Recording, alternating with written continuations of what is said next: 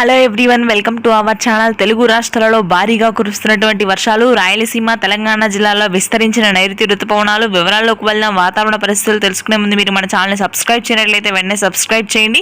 ఇక లేట్ చేయకుండా వివరాల్లో గనక వెళ్ళినట్లయితే రానున్నటువంటి వారం రోజుల్లో బంగాళాఖాతంలో అల్పపీడన ద్రోణి ఏర్పడే అవకాశం ఉందని వాతావరణ కేంద్రం వెల్లడించింది. దీని ప్రభావంతో తెలుగు రాష్ట్రాల వ్యాప్తంగా కుండపోత వర్షాలు కురనున్నాయి. అయితే ప్రస్తుతానికి నైరుతి రుతుపవనాలు కూడా చురుగ్గా కదలడంతో రాయలసీమలోని తిరుపతి, చిత్తూరు, పలమనేరు, నంద్యాల, కదిరి, బద్వేల్, రాయచోటి, పులివెందుల, జమ్మలమడుగు ప్రాంతాల్లో ఈ రోజు రాత్రికి భారీ వర్షాలు నమోదు కానున్నాయి. ఉత్తరాంధ్ర, మధ్యాంధ్ర వ్యాప్తంగా ప్రస్తుతానికి ఆకాశం మేఘావృతమై ఉంటుంది. పగటి సమయంలో ఉష్ణోగ్రతలు, రాత్రి సమయంలో మాత్రం వర్షాలు కురుస్తాయి. శ్రీకాకుళం, విజయనగరం, విశాఖపట్నం ప్రాంతాల్లో తేలికపాటి జల్లులు కురవగా కృష్ణా, గుంటూరు, తూర్పుగోదావరి, అదేవిధంగా పశ్చిమ గోదావరి జిల్లాలో మోస్తరు వర్షాలు నమోదు కానున్నాయి. నెల్లూరు, దక్షిణ ప్రాంతాల్లో ఈ రోజు రాత్రికి భారీ వర్షాలు కురవనున్నాయి. బంగాళాఖాతంలో ఏర్పడినటువంటి అల్పపీడన ద్రోణి ప్రభావంతో మనకి తెలంగాణలో ఇప్పటికే భారీ వర్షాలు నమోదవుతున్నాయి.